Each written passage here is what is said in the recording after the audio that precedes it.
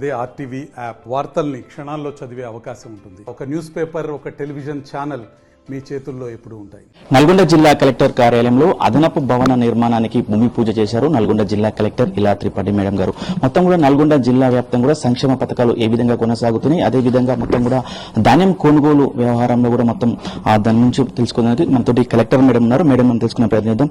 Madam, మొత్తం కూడా నల్గొండ జిల్లాలో మొత్తం సంక్షేమ పథకాలు భూభారతి కానీ అదేవిధంగా సంక్షేమ రాజీవ వికాసం అవన్నీ కూడా ఎట్లా కొనసాగుతుంది మేడం? ప్రజలకు ఏ విధంగా అవగాహన కల్పిస్తున్నారు? ఈ రోజు మన జిల్లాలో నిజంగా అంటే అధికారి కానివ్వండి, ప్రజలు కానివ్వండి, వాళ్ళకి మేలు జరిగే కార్యక్రమం మనం ఏర్పాటు చేస్తూ ఉన్నాము. ఇందాక మన కొత్త కలెక్టరేట్ బ్లాక్ కి భూమి పూజను కూడా సిఈ గారు, జేసీ గారు మేమంతా చేయడం జరిగింది. ఇది మనకి ఎందుకు ఇంపార్టెంట్ అంటే ఒక మంచి వర్కింగ్ ఎన్వైరన్మెంట్ ఉంటే నిజంగా ఒక ఆఫీసర్ కి ప్రొడక్టివిటీ, వాళ్ళు చేసే పనితీరు కొంచెం దాంట్లో మార్పు వస్తుంది అనేది is a proven fact. So దీన్ని దృష్టిలో పెట్టుకుని మనం ఇంద్రమ్మ ఇల్లు విషయంలో అన్ని ఫీల్డ్ సర్వే దరఖాస్తు వెరిఫికేషన్ కూడా జరుపుకున్నాము. దీంట్లో ఇప్పటి వరకు మాకు గౌరవ ఇన్ఛార్జ్ మంత్రి వర్యుల ద్వారా మేము పంపిన లిస్ట్ లో 17,006 కాన్స్టిట్యుయెన్సీ సంబంధించిన 17,000 దరఖాస్తుకి ఆమోదం కూడా వచ్చింది. మేము ఈ రోజు రేపు కల్లా వాళ్ళు ప్రొసీడింగ్ కూడా ఇవ్వబోతున్నాము. మన జిల్లాలో గతంలో 26 జనవరి నాడు జరిగిన పైలట్ లో కూడా ఆల్మోస్ట్ 97 మందికి ఎవరైతే బేస్మెంట్ కట్టారో వాళ్ళకి 1 లక్ష పేమెంట్ కూడా విడుదల చేయడం జరిగింది. దీంతో పాటు భూభారతి సంబంధించిన కూడా గతంలో ఏదైతే మాకు ధరణిలో విసులుబాటు లేకుండే అండ్ మేము ప్రతిసారి వాళ్ళకి సివిల్ కోర్ట్ కి పోపన మేమే చేతులు వేసేవాళ్ళం. కానీ ఇప్పుడు మనకి ఆల్మోస్ట్ 99% రెవెన్యూ వివాదాలు సంబంధించిన కూడా దాని పరిష్కారాలు మా దగ్గర ఉన్నాయి. కాబట్టి భూభారతి ప్రతి ఒక్క అవగాహన సదస్సులు కూడా జనం చాలా సంతోషపడుతున్నారు. మన నకరేకల్లో కూడా మేము పైలట్ కింద రెవెన్యూ సదస్సులు ఏర్పాటు చేశాము. అక్కడ కూడా మాకు కొన్ని సాదా బైనామా పిఓటి సంబంధించిన కేసెస్ వస్తా ఉన్నాయి. మన నల్గొండ జిల్లాలో కి వచ్చేసరికి మన ధాన్యం కొనుగోలు చాలా ప్రతిష్టాత్మకంగా విషయం. ఎందుకంటే నిజామాబాద్ తర్వాత హైయెస్ట్ ప్రొక్యూర్మెంట్ మన జిల్లాలో జరుగుతుంది. ఇప్పటి వరకే మేము last 2 rabi seasons the procurement మేము రికార్డ్ ని ఆల్మోస్ట్ బ్రేక్ చేసి ఉన్నాము. 5,12,000 మెట్రిక్ టన్స్ మన 374 కొనుగోలు కేంద్రాల ద్వారా చేయడం జరిగింది. మనకి ఇప్పుడు ఆల్మోస్ట్ నల్గొండ, నకరేకల్, కొంతవరకు సాగర్ వైపు మేము చివరి దశలో ఉన్నాము. కొన్ని సెంటర్స్ కూడా మేము ఈ వారం లోపల క్లోజ్ చేయబోతా ఉన్నాము.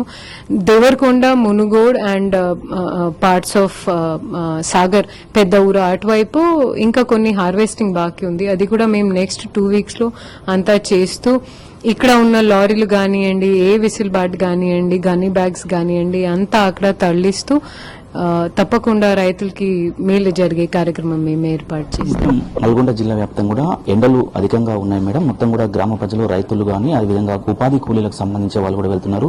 ఈ ఎండల మీద కూడా నల్గొండ జిల్లా ప్రజలకు కలెక్టర్ గా ఏం చెప్తున్నారు మేడం? అంటే అందరూ ఇప్పుడు వడదెబ్బతో మనం చూస్తా ఉన్నాము. కొన్ని జిల్లాలో జనం మరణించడం కూడా జరిగింది.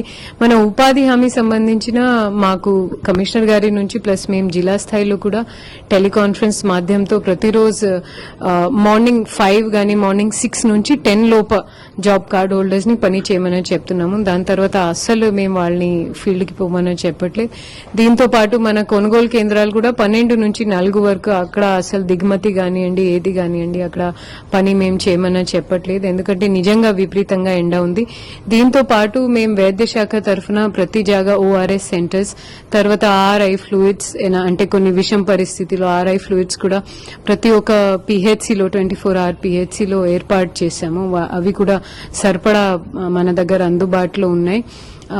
ఇప్పుడు నేను మీ ఛానల్ ద్వారా నేను కోరేది ఏంటంటే, ఇప్పుడు చిన్న పిల్లలు కానివ్వండి, ఎక్కువ వయసు ఉన్న వాళ్ళు కానివ్వండి, వాళ్ళు వీళ్ళంత వరకు అత్యవసరం ఉంటేనే బయటకి రావాలి.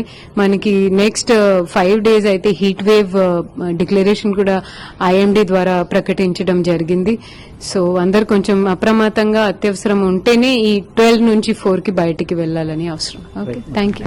మొత్తం కూడా మేడం ఒకటే చెప్తున్న పరిస్థితి కనబడితే మొత్తం కూడా నల్గొండ జిల్లా వ్యాప్తంగా కూడా సంక్షేమ పథకాలు అమల్లో కూడా ప్రతి ఒక్కరికి కూడా అవగాహన కల్పిస్తామని చెప్తున్నారు. ముఖ్యంగా కూడా ఆ వేసవికాలం ఎక్కువ ఉన్న క్రమంలో కూడా చాలా జాగ్రత్తగా ఉండాలని కూడా మేడం చెప్తున్న పరిస్థితి కనపడుతుంది. వీడియో జర్నలిస్ట్ కృష్ణతో అచ్యుత్, ఆర్టీవీ నల్గొండ.